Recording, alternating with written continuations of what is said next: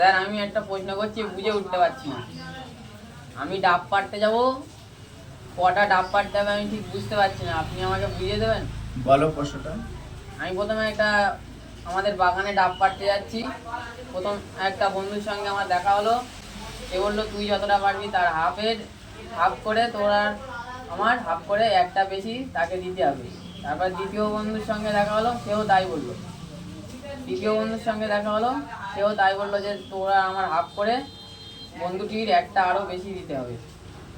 কটা মোট আমি ডাব পারবো আমাকে বোঝাবে লজিকের সাহায্যে। মানে তুমি তুমি স্রেফ তোমার একটাই লাগবে, তাই তো? হ্যাঁ। তুমি যাতে একটা বাড়ি নিয়ে যেতে পারো। হ্যাঁ। আর প্রত্যেক বন্ধু তোমাকে জিজ্ঞেস করেছে যে তুমি যা ডাব পারবে তার অর্ধেক করে, দুজনের অর্ধেক করে তাকে আবার একটা বেশি দিতে হবে। হ্যাঁ। তুমি কটা ডাব পারবে। হ্যাঁ, এটা আমাকে বোঝান লজিকের সাহায্যে। ঠিক আছে, আমি বোর্ডে সুন্দর করে বুঝিয়ে দিচ্ছি। তবে তোমার প্রশ্নটা হেভি ইন্টারেস্টিং প্রশ্ন, যার তার মাথা ঘুরে যাবে। আপাতত সুন্দর প্রশ্ন বলে এর জন্য ধন্যবাদ।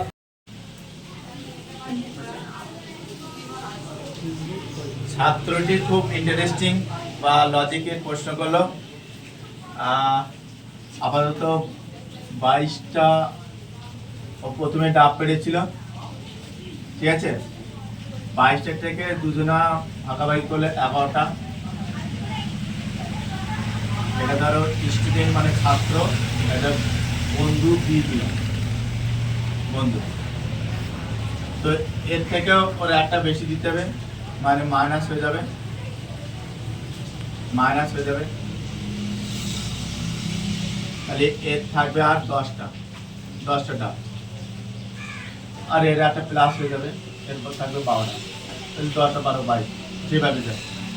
এই 10টাকে দ্বিতীয় বন্ধুর সঙ্গে দেখা হয়েছিল, 5টা ভাগ হলো, 5টা ভাগ হলো।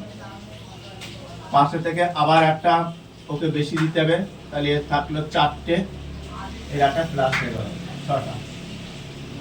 এই 4টে আবার তৃতীয় বন্ধুর সঙ্গে ভাগ হলো, দুটো আর এর দুটো, ঠিক আছে? 4টে। এর থেকে আবার একটা মাইনাস হবে, মাইনাস হলে থাকবে আর একটা, আর এর একটা প্লাস হয়ে যাবে 3টে। তাহলে শেষ পর্যন্ত তুমি একটা ডাবলিয়ে বাড়ি, ঠিক আছে? শেষ পর্যন্ত তুমি একটা ডাবলিয়ে বাড়ি আসতে পারবে। বুঝতে পেরেছো? স্যার খুব সুন্দরভাবে বুঝতে পেরেছি, আমার বন্ধুদেরকে এবার বুঝিয়ে দেবো। থ্যাংক ইউ বলার জন্য।